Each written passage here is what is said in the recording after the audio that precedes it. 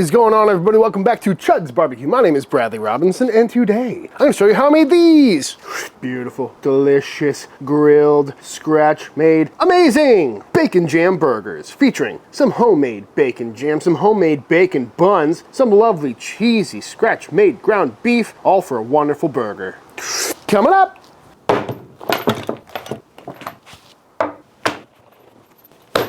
This is some meat. Ooh. Pat it dry.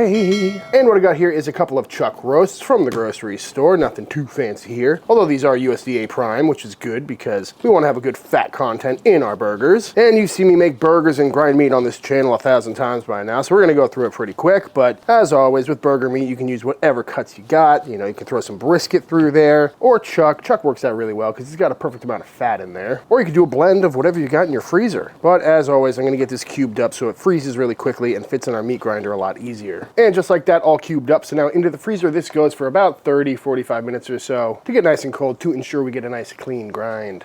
And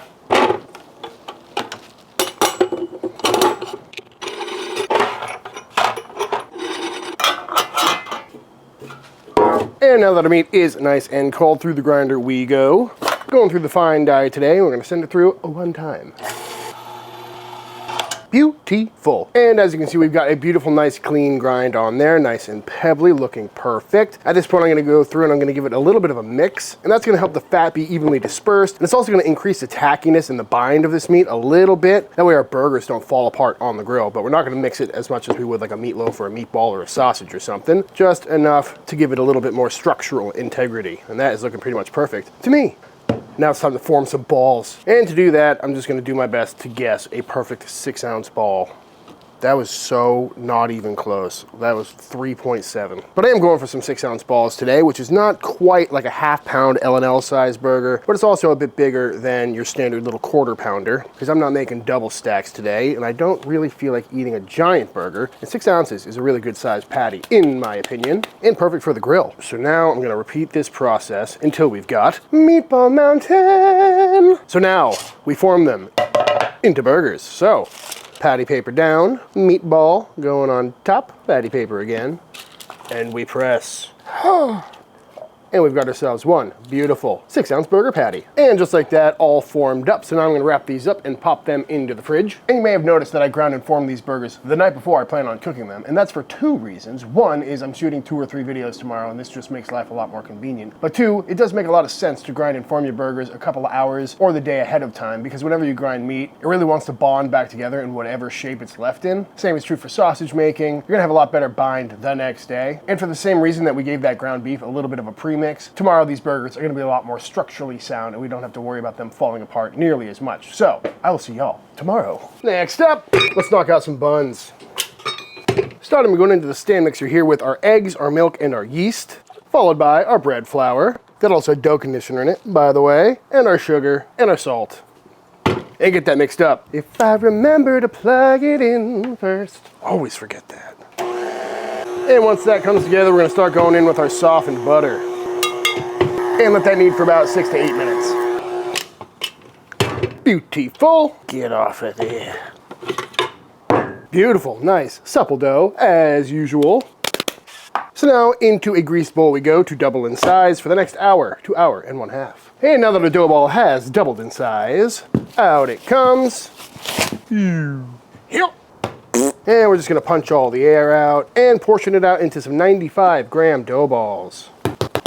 Then take our little dough ball here and tuck all the seams to the underside so it's got a nice smooth top. Pinch it all shut like that and give it the old table roll to make it nice and taut and nice and smooth. Just like that. And just like that, all rolled out. Got them on this silk pat line baking dish, and I'm gonna cover this in some greased plastic wrap and let it rise for another 30 minutes or so. And now that these are looking nice and poofy, plastic comes off, and we're gonna hit these with an egg wash. Just a nice painting all over. And now that they're all egg washed, this is typically when we go on with some sesame seeds or poppy seeds or whatever you like, but today I'm gonna go on with some bacon bits. I've never done this before. I have no idea if this is even gonna work, but I think a bacon bun sounds like a pretty cool idea, as long as it doesn't burn up, which is very possible. impossible, but that's why we gotta try. Because what doesn't sound good about a bacon bun? Am I right? And just like that, all baconed up, and I'm gonna leave 2 of them without bacon in case this all burns up and looks horrible. But into a 375-degree oven these go for the next 10-20 minutes or so. About 20 minutes later, out of the oven these come, and I gotta say, they are looking absolutely beautiful. That's our normal buns, but the bacon buns look great. Adhered very well, did not burn too much, but we still got some nice golden brown buns. So I'm gonna put these on some wire racks and let them cool down for a little bit, which means it's time to make some bacon jam.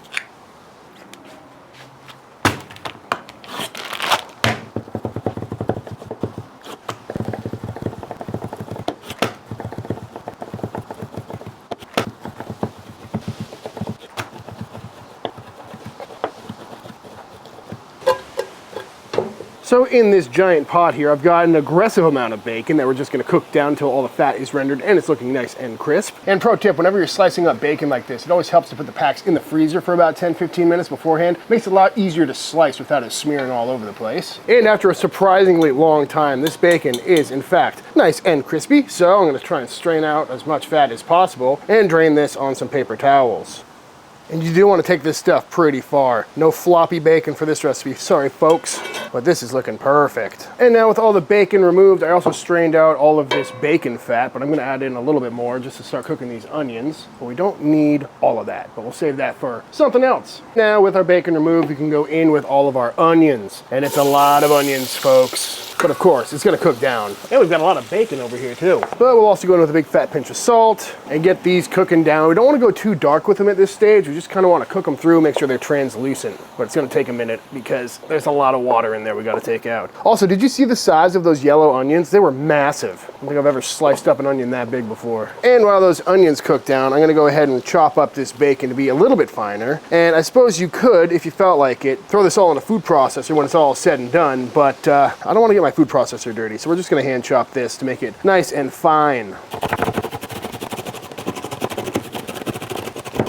And after about 20 minutes, this is what we're looking at. Definitely broken down quite a bit, starting to take on some color, looking a bit more jammy. Oh goodness. And smelling really good, and it's just crazy how much that reduced down. But now it's time to go in with everything else, including some apple cider vinegar, some brown sugar, some fresh thyme, and some freshly cracked black pepper.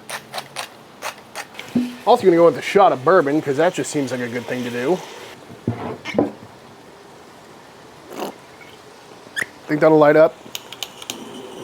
Hell yeah. Great thing to do to a wooden spoon, by the way. And now we can go in with all of our finely chopped bacon.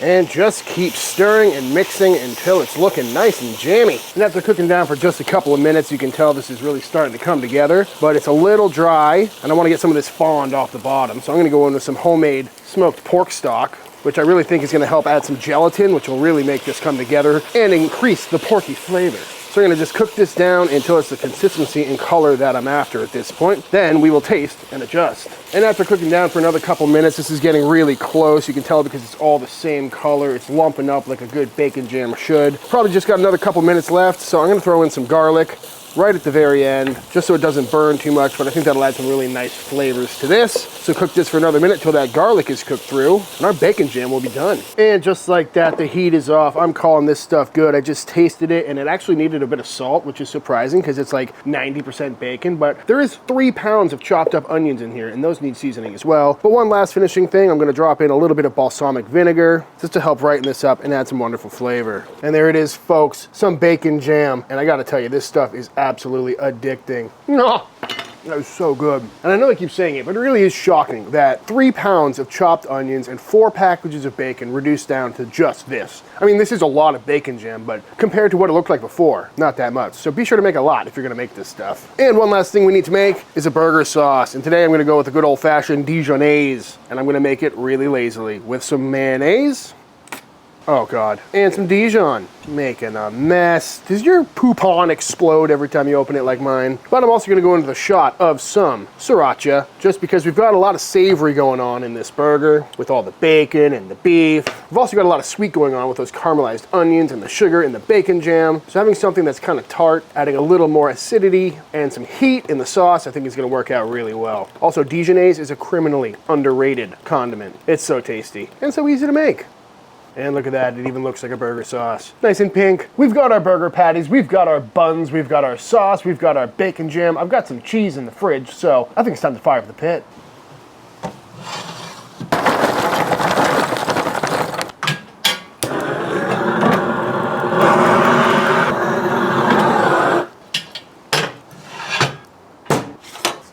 Alrighty, we got this Chud grill ripping hot, and it's time to do some classic burger grilling. So we're gonna take our two beautiful patties, nice and fatty, and throw them on.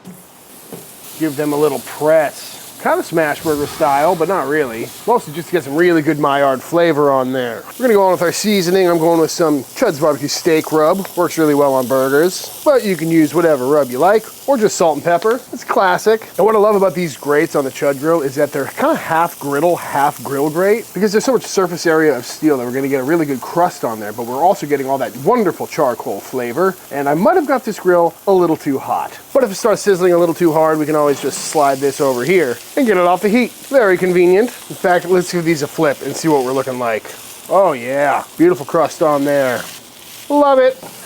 Go ahead and season the top side while we're at it. And I gotta tell you, this is so much easier than grilling on like expanded metal grates, which is why I usually don't grill burgers, because I've had too many slip through the cracks, but not anymore. Not really aiming for an internal temp. These are pretty thin, so I'm just really trying to get a good crust on them, and then whatever they come out looking like, I'm gonna be happy with.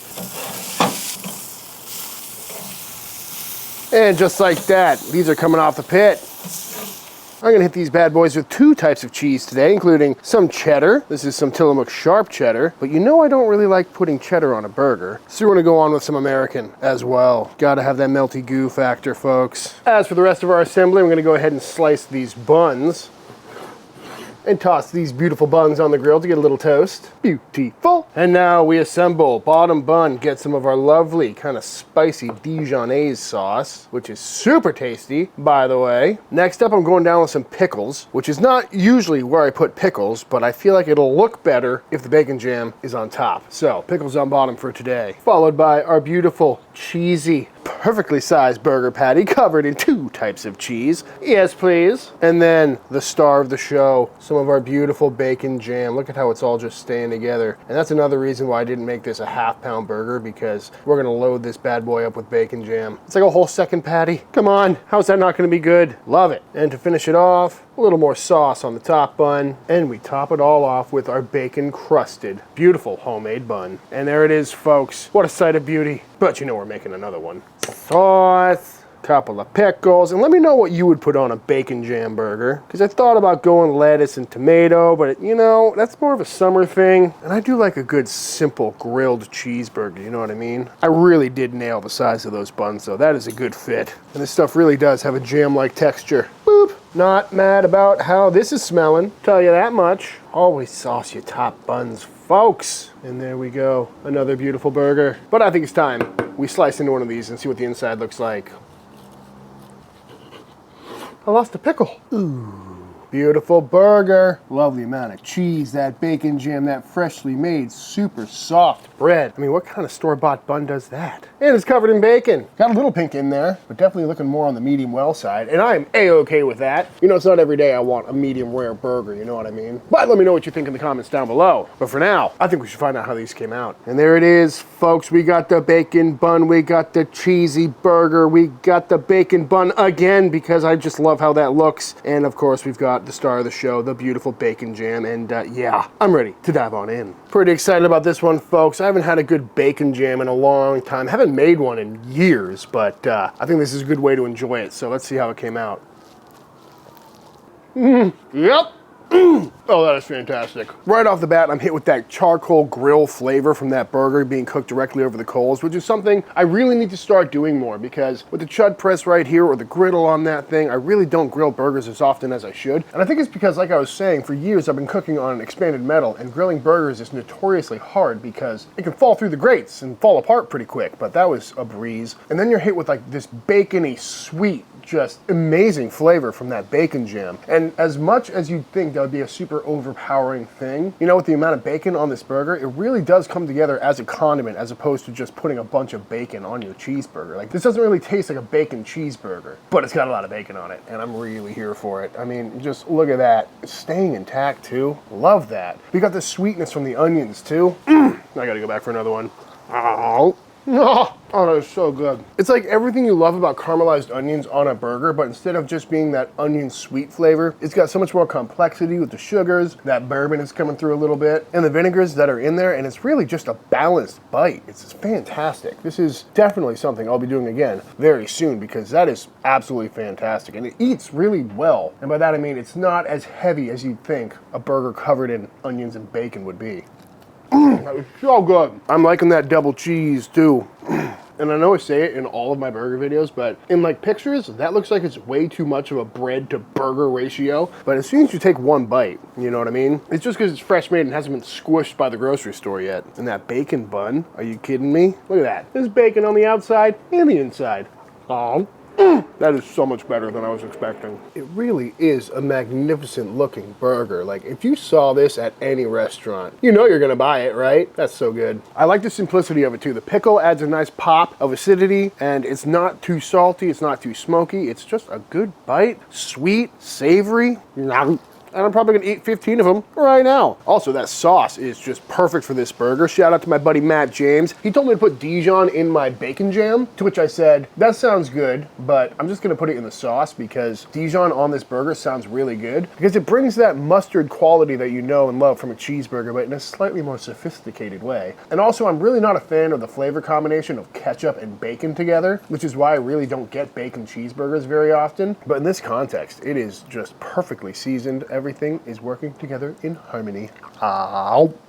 I'm definitely making this again. That is fantastic. And it's not only for burgers, you know. Serve this on your charcuterie board, put it on some toast points. I'm gonna put it in a breakfast taco, probably tomorrow. You know, when I was thinking about what to do for the last video of the year, I thought a nice juicy burger with 2 types of cheese covered in caramelized onions and bacon, topped with a bun, also studded with bacon. Kind of hit the nail on the head, and yeah, I'm not mad about it. So, adios 2024.